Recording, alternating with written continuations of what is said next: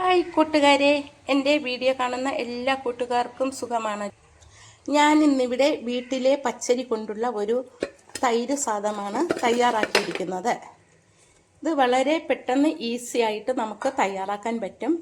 നല്ല ടേസ്റ്റാണ്. എങ്ങനെയാണ് തയ്യാറാക്കുന്നതെന്ന് നോക്കാം.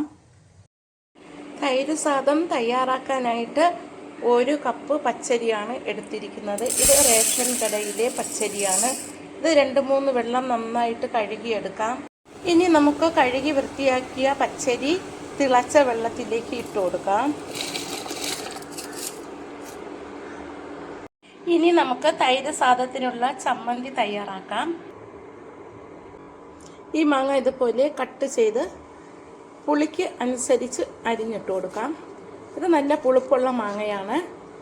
ഇത് ഉപ്പിലിട്ട് വെച്ചിട്ട് 3 മാസത്തോളമായി. 1 വർഷം വരെ ഇത് കേടാകാതിരിക്കും. ആവശ്യാനുസരണം നമുക്ക് ഇതെടുത്തിട്ട് അച്ചാറിടാം, ചമ്മന്തി അരയ്ക്കാം. ഇതിൻ്റെ 1 പീസ് മാത്രമേ ഞാൻ ഇതിലേക്ക് ചേർത്തിട്ടുള്ളൂ. 1/2 സ്പൂൺ മുളക് പൊടി ചേർത്ത് കൊടുക്കാം. എരിവുള്ള മുളക് പൊടിയാണിത്. ഉപ്പ് പൊടി പാകത്തിന് ചേർത്ത് കൊടുക്കാം. ഇനി ഇതിലേക്ക് 1 പച്ചമുളക് 2ആയിട്ട് മുറിച്ച് ഉള്ളിയും കൂട്ടി അരച്ചെടുക്കാം. ചോറ് വേവിച്ച് ഒരു പാത്രത്തിലേക്ക് തണുക്കാൻ മാറ്റി വയ്ക്കാം. തൈര് സാദത്തിനായിട്ട് 1 കപ്പ് കട്ട തൈരാണ് എടുത്തിരിക്കുന്നത്. ഇത് അധികം പുളിയില്ലാത്ത തൈരാണ്. ഇത് നമുക്ക് നന്നായിട്ടൊന്ന് ഉടച്ചെടുക്കാം. കുറച്ച് ഉപ്പ് കൂടി ചേർത്ത് ഉടച്ചെടുക്കാം. എന്നിട്ട് നന്നായിട്ടൊന്ന് ഉടച്ചെടുക്കാം.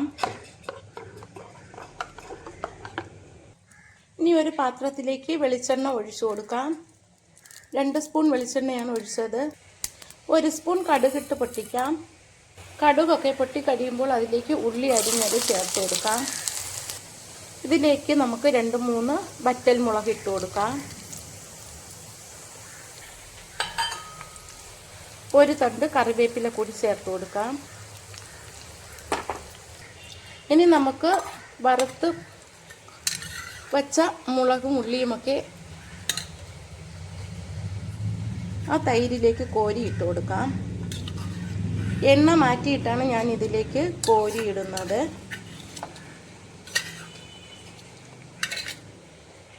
ഇനി നമുക്കതൊന്ന് ഇളക്കി കൊടുക്കാം. നന്നായിട്ടൊന്ന് ഇളക്കിയിട്ട് നമുക്കത് അങ്ങോട്ട് മാറ്റി വയ്ക്കാം. അതേ പാനിലേക്ക് തന്നെ നമുക്ക് ചെറുതായിട്ട് അരിഞ്ഞ 1 ക്യാരറ്റ് കൂടി ചേർത്ത് കൊടുക്കാം. വേറെ എണ്ണയൊന്നും അതിലേക്ക് ഒഴിച്ചിട്ടില്ല. ക്യാരറ്റിലും കൂടി 1 നുള്ളു ഉപ്പ് പൊടി ചേർത്തിട്ട് ഒന്ന് വഴറ്റി കൊടുക്കാം. പൊടിയാന്ന് അരിയാനുള്ളത്. ഇത് 1 മിനിറ്റ് നേരം ഒന്ന് വഴറ്റാം. ഇതിലേക്ക് ഇനി 1 ടൊമാറ്റോ ചെറുതായിട്ട് അരിഞ്ഞത് കൂടി ചേർത്ത് കൊടുക്കാം.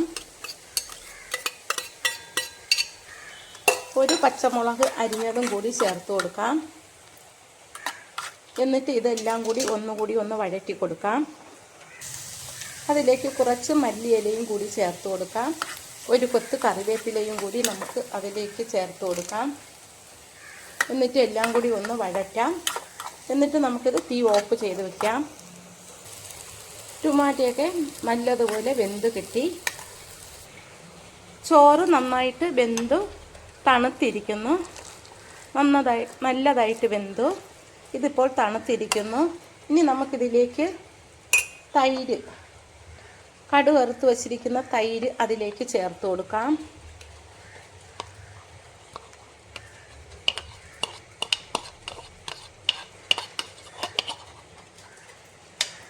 ചേർത്തിട്ട് ഇതെല്ലാം കൂടി ഒന്ന് മിക്സ് ചെയ്യാം. ഈ തൈരും ചോറും ഒന്ന് നന്നായിട്ട് മിക്സ് ചെയ്യണം. തൈരിൽ ഉപ്പൊക്കെ ആവശ്യത്തിന് ചേർത്തിട്ടുണ്ട്.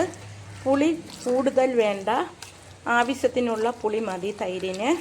ഇതെല്ലാം കൂടി നന്നായിട്ട് നമ്മളൊന്ന് യോജിപ്പിച്ച് കൊടുക്കണം. ഇത് റേഷൻ കടയിലെ പച്ചരി കൊണ്ടാണ് ഞാൻ ഈ തൈര് സാദം തയ്യാറാക്കിയത്. ഇത് മിക്സ് ചെയ്തിട്ട് നമുക്കിതിലേക്ക് വഴറ്റി വച്ചിരിക്കുന്ന ക്യാരറ്റും ടൊമാറ്റോയും കൂടി ഒന്ന് ചേർത്ത് കൊടുക്കാം. ഇതും കൂടി അതിലേക്ക് നമുക്ക് ചേർത്ത് കൊടുക്കാം. ഇതും കൂടി ചേർത്തിട്ട് എല്ലാം കൂടി ഒന്നുകൂടി മിക്സ് ചെയ്യണം.